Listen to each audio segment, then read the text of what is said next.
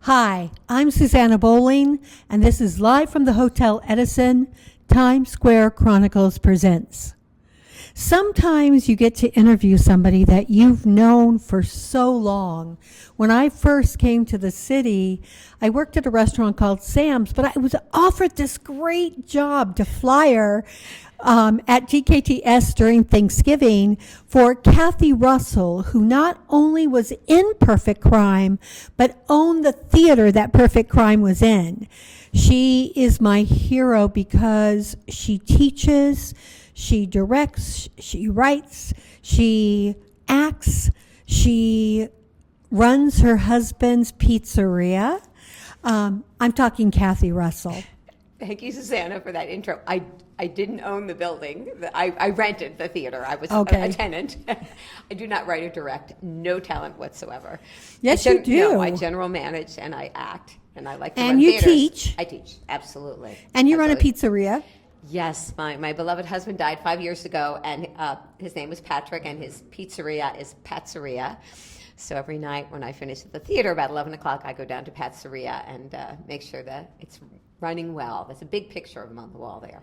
So One of my favorite memories of you is that you're always running around the city in heels. it's true. And even when it's cold. It's true. It's true. How do you do this? I run I've in always heels. wanted to know.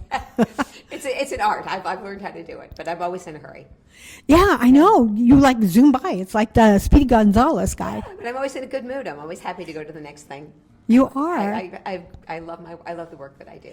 Now, Perfect Crime, it's been playing for 38 going on 39 years, So it'll correct? be 38 years in April. It was 1987. So 38 years it'll be running. How did this even happen? It was a showcase production, an equity showcase production. It was supposed to run 16 performances. And then the producer from Massachusetts, Armand Hyatt, raised, I think it was like $15,000 because we're talking so long ago. And we moved it Wow. off Broadway. And we kept thinking we'd run for a few more weeks. And a few more weeks became longer and longer and longer. And now it's been 38 years. So we never expected it would run this long. Did you ever in your wildest dreams think back then you would still be doing this role?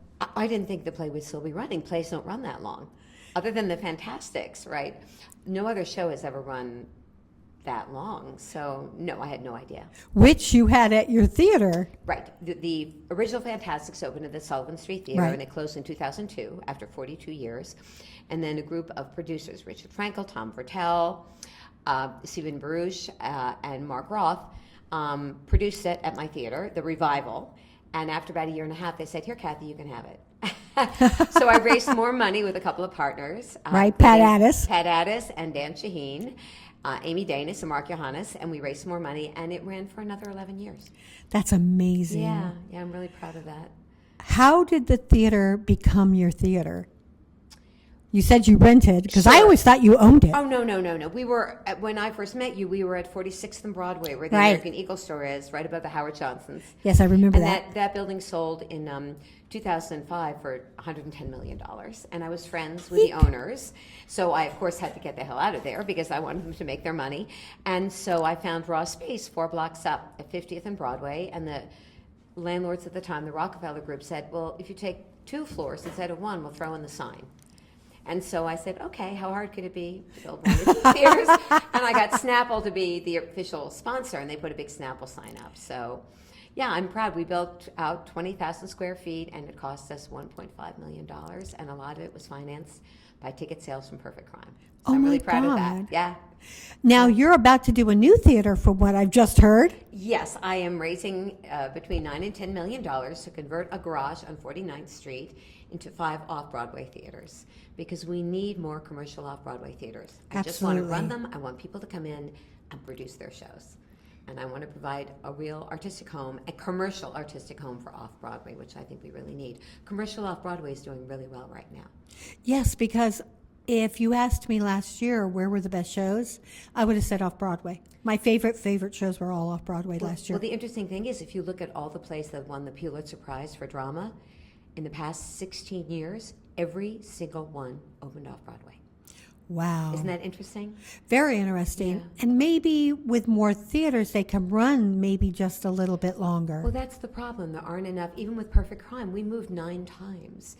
Not because we were like chased out by the landlord, but because Wait. 9 times? 9 times because either another show was slated to come in. We were at the. Where did it start? It started. The at- one I was. It I knew? started at no. It started 39 Grove Street in the Village. It was called the Courtyard Playhouse. Now it's a bar, and then we moved to the second stage, and we moved to the 47th Street Theater. We moved to Intar and the Harold Clurman, yeah. Theater 4 on 55th Street. All those theaters are gone. 47th Street Theater is still Right. there. All of them are gone. So we need more off-Broadway theaters. I had to sort of create my own on 46th Street and now on 50th Street. I think it's fabulous.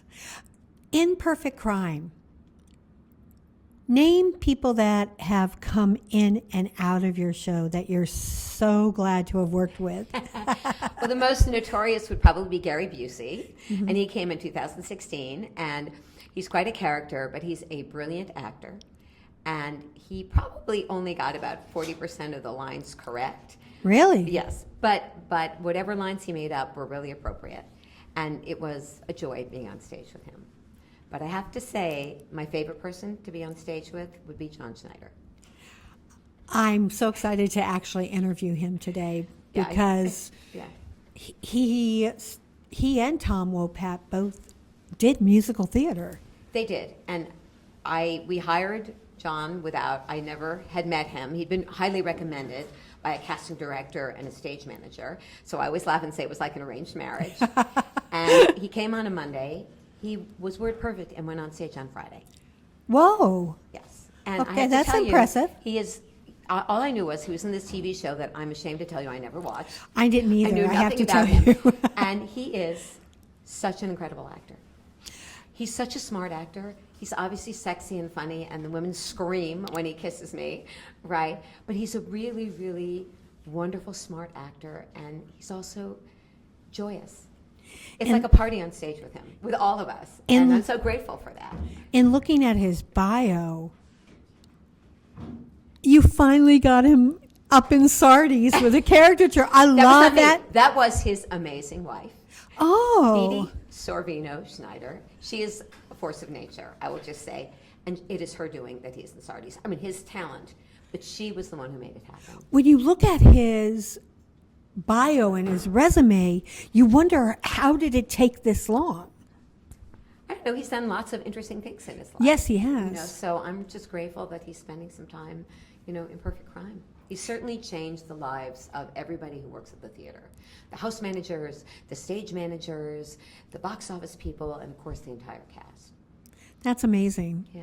It's amazing to work with somebody that is that gracious and generous. I feel tremendously lucky. Who else has been in Perfect Crime? Richard Schoberg from All My Children was in for Okay. many, many years. And he was a wonderful actor. He did the show, I think, for maybe 7 or 8 years. Wow. In the lead, and he was great. Grant Alexander, also a soap actor, a wonderful, wonderful, wonderful actor. Very early on, Michael Wilding, Elizabeth Taylor's son, Yes. played Philip Reynolds. So we've also had all sorts of people who are not necessarily famous, but wonderful, wonderful actors who've been in the show. We go by fame, but the honest truth is this should always have been about talent. And I'd like to think that it always has been. No, I know you, and I know it always Yeah. would be. You don't follow the decree of what people are saying has to be done. Right. Who would you like to see in Perfect Crime? I don't even know. John is leaving, and we really I know, need to that's why find- I'm asking. Nobody else can fill his shoes. I don't think so. But we're looking for another, handsome, sexy, sort of swashbuckling man. So if you know anybody, send him my way. We have a job for I have to him. think about that, Okay. Yeah. but I'm pretty good at that, Yeah. so I will. So that's swashbuckling. That would be the word that I would use to describe John. And that's why he's so wonderful in the role. And I think that's actually what we're looking for.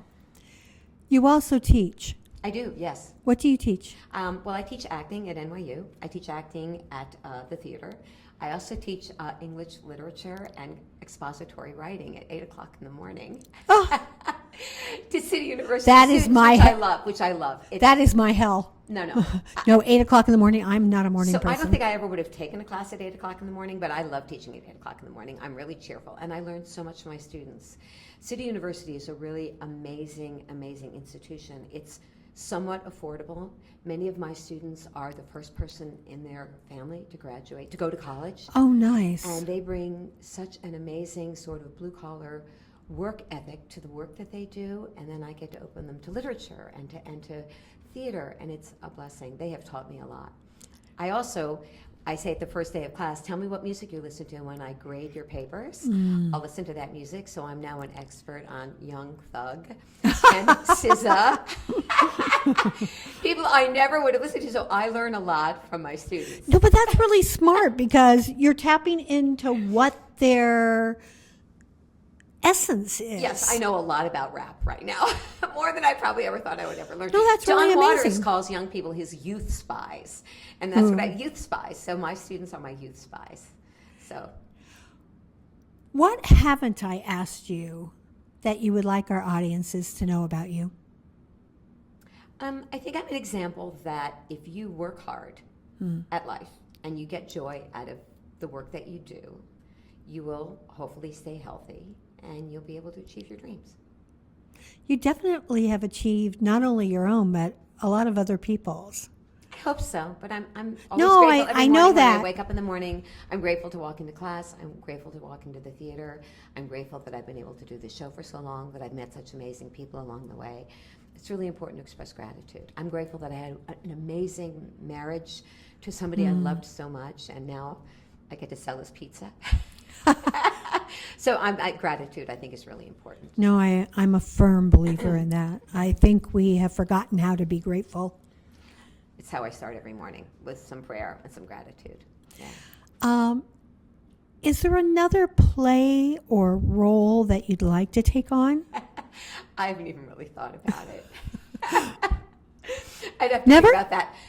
No, I got to do my favorite play ever is Three Sisters, and when I was younger, I got to play Masha. So that was probably the play that I had always wanted to do, and I got to do that before I did Perfect Crime. I'll have to think about it. I get to do some film and TV work, and that's fun.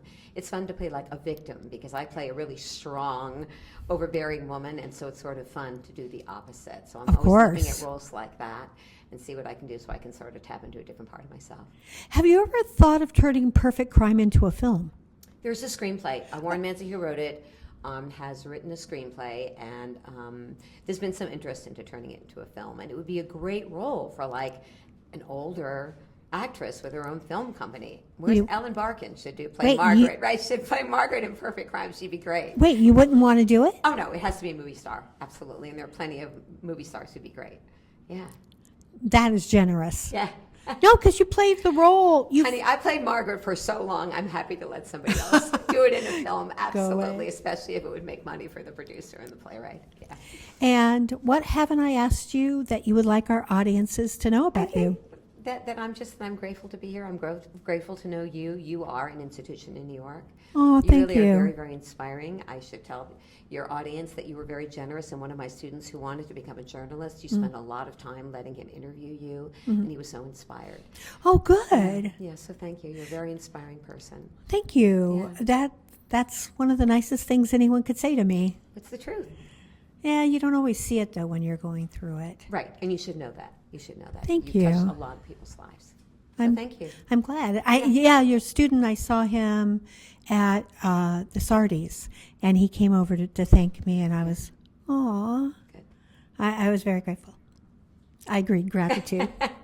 Speaking of grateful, I am so grateful to my friend, mentor, Catherine Russell. I am very grateful to Magda Katz for filming us and always making us sound and look good. Not always the easiest thing. I am grateful to Romel Gapez and the Hotel Edison for giving us a place to share our feelings, our thoughts, and giving us a home. I'm Susanna Bowling, and this is live from the Hotel Edison. Times Square Chronicles presents.